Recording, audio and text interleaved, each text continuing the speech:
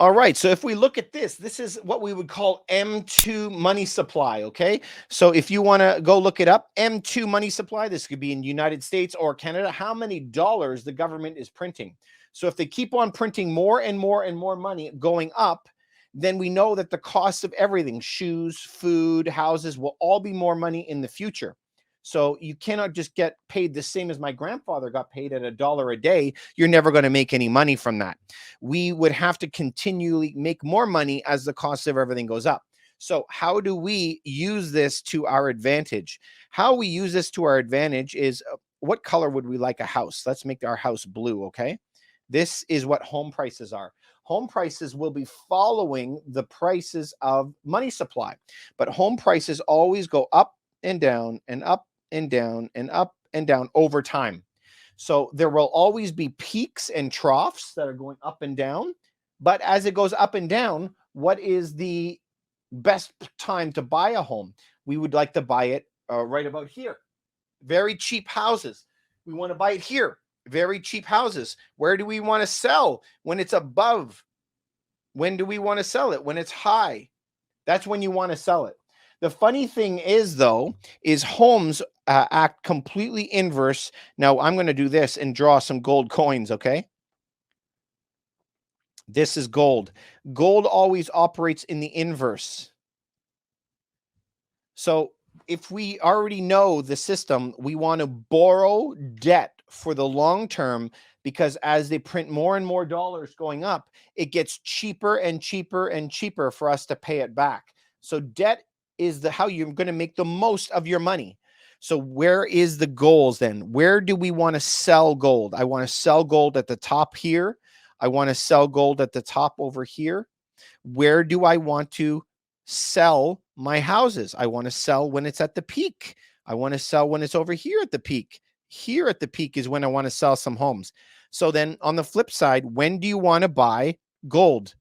I want to buy when it's below the M2 money supply growth. I want to buy it here, below on the M2 money supply growth. I want to buy gold over there when it's low. At the same time is, what do you want to do right now? So right today, where are we today in this chart? In this chart, we are experiencing money supply growth at massive pace. So what should you be doing today? Number one is you want to have loans. So you want long-term loans, long-term fixed debt if you can. Take out your loans. That's the first thing. Number two, we are at a period right now. So if we were going to circle gold, where are we today? Gold today is sitting extremely low. We're probably, if I was going to say right about here, a little bit higher. We coming off the low, but you're still very, very low historically in gold and silver terms. So it is still a good time to be buying gold and silver.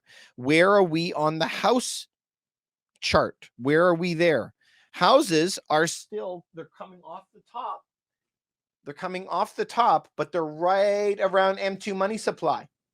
So we expect homes to continue on their downward trend.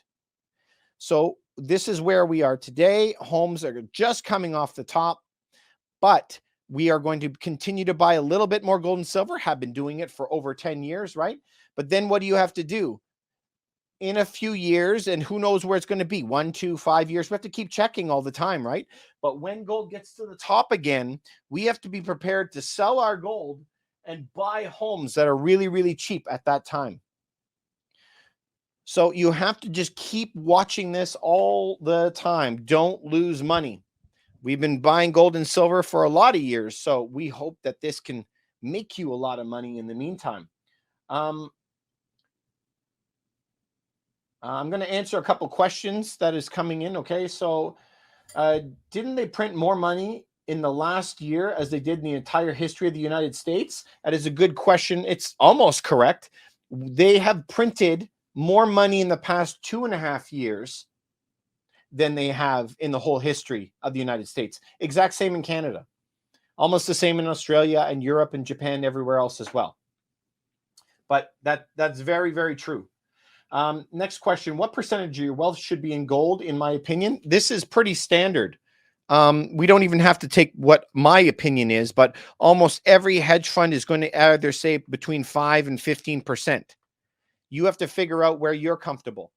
Almost everybody will always give you this same answer. They're going to say 5%, 10% is common, something like that.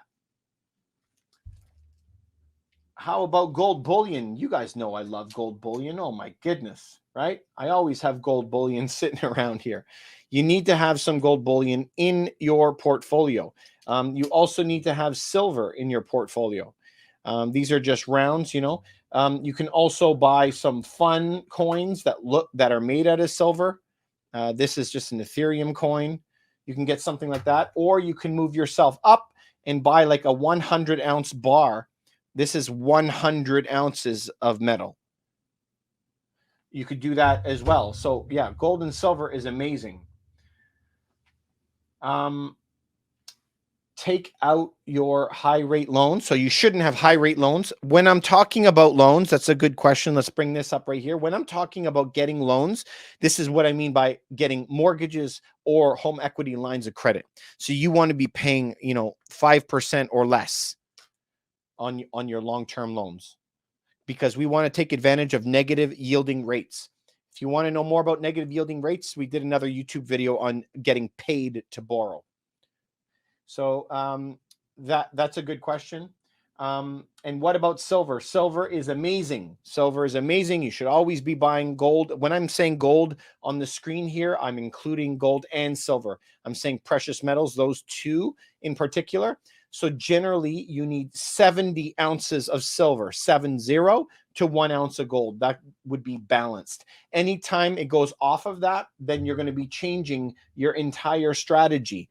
So if the gold and silver price, you just look, what is the spot price of gold and the spot price of silver, spot, and you divide the two and see what the ratio is. So if it's 70 to 1, 70 ounces of silver to 1 ounce of gold, that's when you buy 50% silver, 50% gold.